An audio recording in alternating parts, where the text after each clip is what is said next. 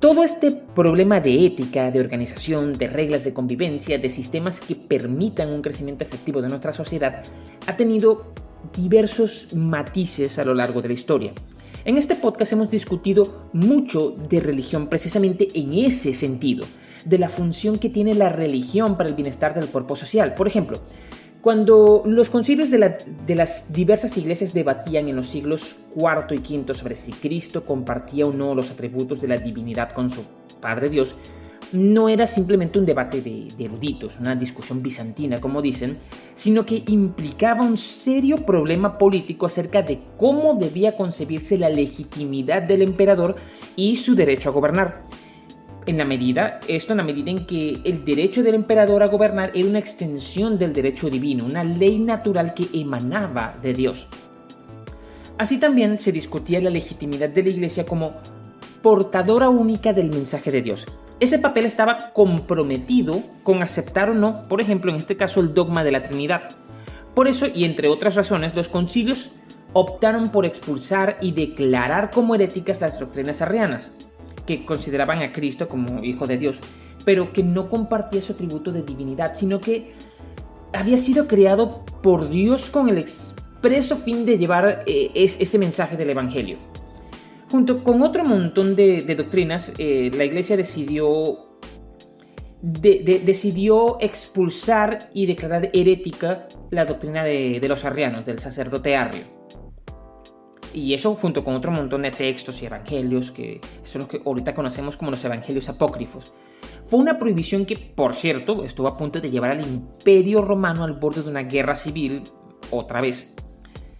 Razón por la que emperadores como Constantino II, Valente y otros más aceptaron el arrianismo, además de porque necesitaban las armas de los guerreros lombardos y visigodos, que eran, en este caso, cristianos arrianos.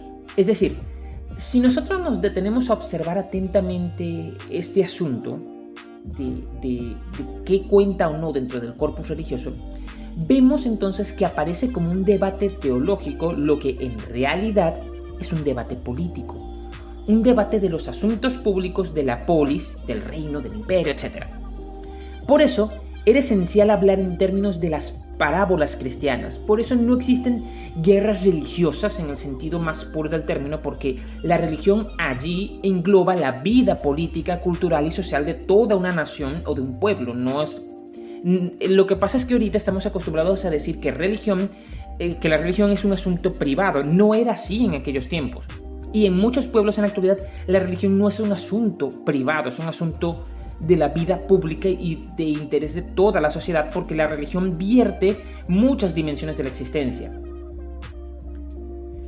La religión en esa época englobaba la vida política, cultural y social de toda la nación o de todo el pueblo. Nos explicábamos el mundo y su orden en términos de la voluntad de Dios o de la voluntad de los dioses, porque eran figuras y mitos que expresaban nuestro conocimiento más profundo y arquetípico del orden de la naturaleza y de nosotros mismos. El orden mítico del mundo, los relatos míticos de la creación, del mundo y de las peripecias de los personajes religiosos, no se entendían solamente como relatos causales o históricos.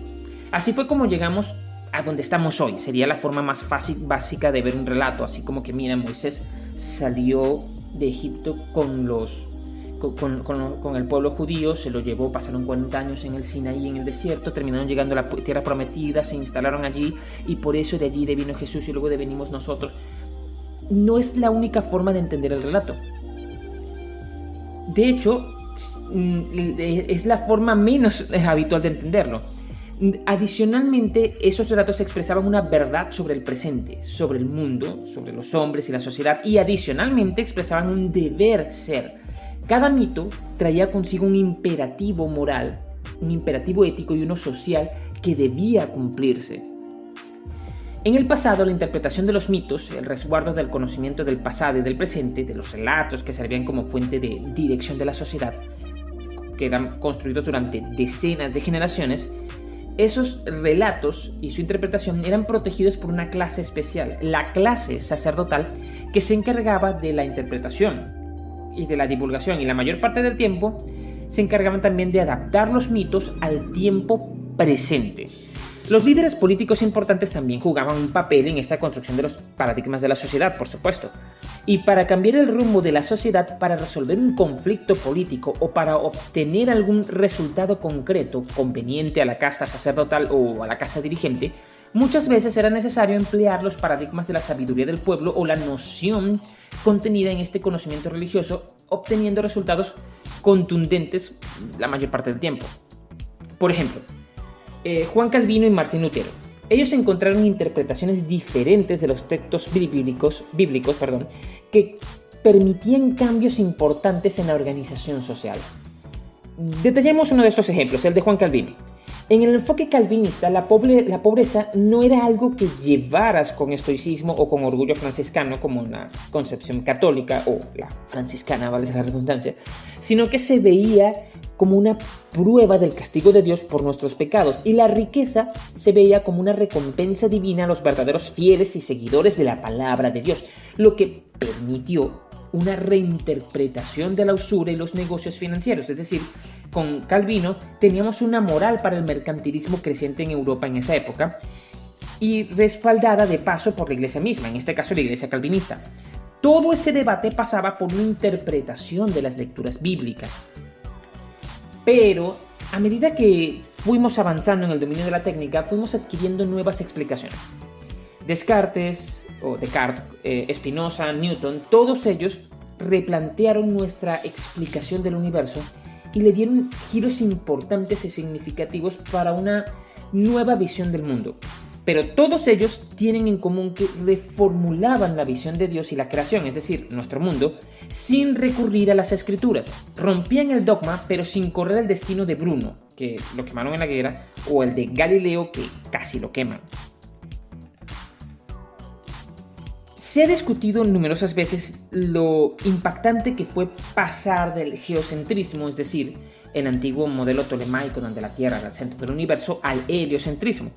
Y Thomas Kuhn tiene un libro genial sobre la revolución copernicana que creo que todos deberían leer, se llama así de hecho La Revolución Copernicana. No tiene desperdicio, de verdad, léalo. Y que describe todo ese proceso para la filosofía y para el pensamiento de aquel entonces, los albores del pensamiento científico.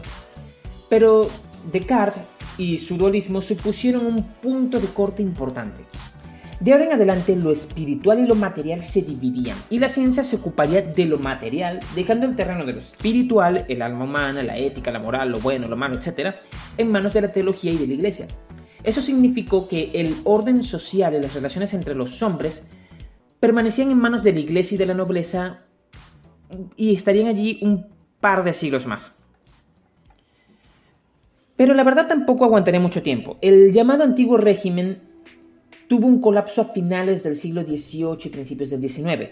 Solo piénsenlo, en 1783 Estados Unidos logró su independencia. En 1793 la Revolución Francesa decapitaba a Luis XVI. En 1807 colapsa la monarquía española y luego los invaden las tropas napoleónicas. Y como 5 años más tarde las colonias españolas de América colapsan en guerras casi todas al mismo tiempo. Y bueno, ya el mundo nunca volvería a ser el mismo porque una vez que se logró el colapso de las instituciones políticas, en este caso las instituciones realistas, el pensamiento político empezó a cambiar incluso mucho más rápido. Con las nuevas repúblicas inicia un lento camino hacia el Estado laico y las instituciones religiosas que eran las encargadas de determinar la moral y la ética de una nación fueron progresivamente perdiendo su legitimidad. Hoy en día muchos protestan que cómo va a ser posible que la iglesia y las religiones aún tengan injerencias en asuntos de la vida pública cuando la religión deberá ser un asunto privado, y piensan que un poder religioso fuerte es señal de atraso y oscurantismo, considerando los tiempos del imperio de la religión como muy lejanos y remotos. Pero la verdad, esa transición se dio un periodo increíblemente rápido y en menos de 150 años el Estado laico era la forma dominante en todo el mundo.